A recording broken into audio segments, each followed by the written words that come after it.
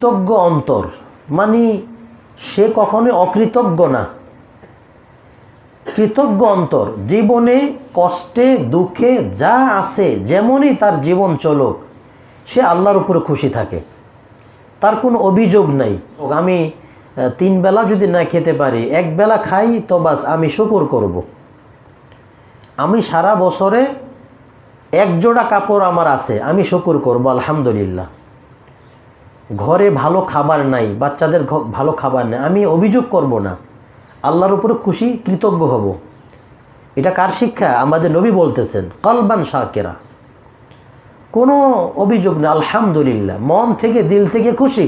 খুব ভালো করে শোনেন, হাদিসটা তিরমিজিতে আসছে। রাসূল বললেন মান আসবাহা মিনকুম আমিনান ফি সিরবিহি মুআফান ফি জাসাদিহি ওয়া ইনদাহু কুতু ইয়াউমিহি কাআন্নাহু হুইজাত লাহু দুনিয়া।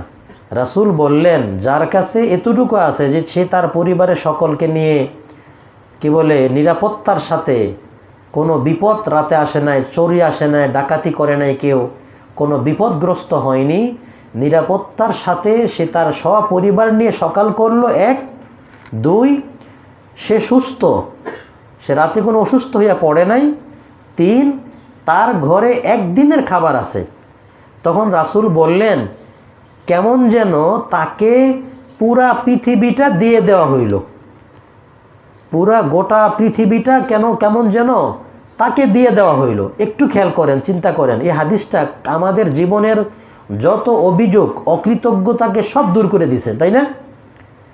কারণ আমরা প্রতিদিন মাশাআল্লাহ নিরাপত্তার সাথে ঘুম থেকে উঠি, শরীরও সুস্থ থাকে, এবং আমাদের ঘরে 1 দিনের খাবার না, মাশাআল্লাহ আমাদের ঘরে 2 দিন 3 দিন 5 দিন 1 মাসের খাবার কি আছে, চাল ডাল থাকে। সেই চিন্তা করেন, তাহলে গোটা পৃথিবীটা আমাদের কাছে আমাদেরকে আল্লাহ তাআলা দিয়ে রাখছেন। সুতরাং অভিযোগ কেন করব আমি, কেন অকৃতজ্ঞ হব, কেন হাই হুতাশ করব? আমার হাজব্যান্ড যা কামায়, আমার ঘরে যা আছে আলহামদুলিল্লাহ, কোনো কিছু আমার অভাব নাই। আমার নবী যেখানে বলতেছেন যে 1 দিনের খাবার থাকলেই তারে গোটা দুনিয়াটা দিয়ে দেওয়া হইতেছে, আর আমার ঘরে মাশাআল্লাহ ফার্নিচার আছে, কয়টা রুম আছে, কি সুন্দর আমার জমি আছে, আমার বাগান আছে, আমার ঘর আছে, আমার কত সম্পদ আছে, আরে আমি তো গরিব না, আমি কেন অভিযোগ করব আল্লাহর উপরে, কেন খারাপ লাগবে, কেন আপোষে মিলে হাই হুতাশ করব? এগুলো কিন্তু আল্লাহ তাআলা অপছন্দ করেন।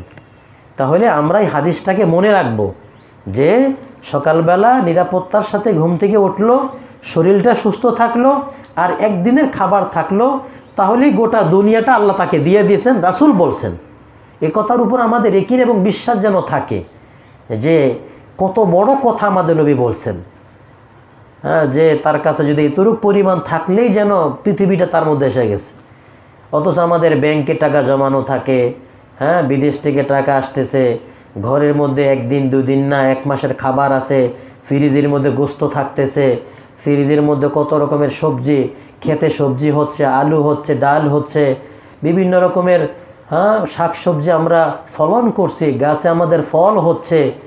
তাহলে আল্লাহ তাআলা কত কৃতজ্ঞ হওয়া দরকার আমাদের। শুকর আলহামদুলিল্লাহ যে হে মালিক, আপনি আমাকে যথেষ্ট দিছেন, আমি কেন, আমার শরীরটা কত ভালো, আমার ছেলেমেয়েরা কত ভালো সুস্থ, আমি নিরাপত্তার সাথে দিন কামন করতেছি, আমার ঘরে খাবার আছে, আলহামদুলিল্লাহ।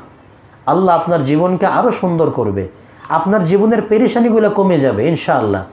যদি আমরা এরকম কৃতজ্ঞ হই তাহলে আমাদের জীবনের দুঃখ কষ্টগুলো ঘুচে যাবে।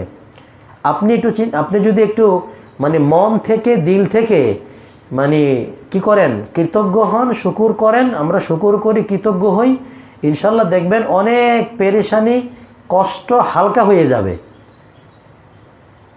অনেক হালকা হয়ে যাবে। আপনি যখনই শুকুর করেন আল্লাহ তাআলার উপরে, দেখবেন আপনি হালকা হয়ে গেছেন।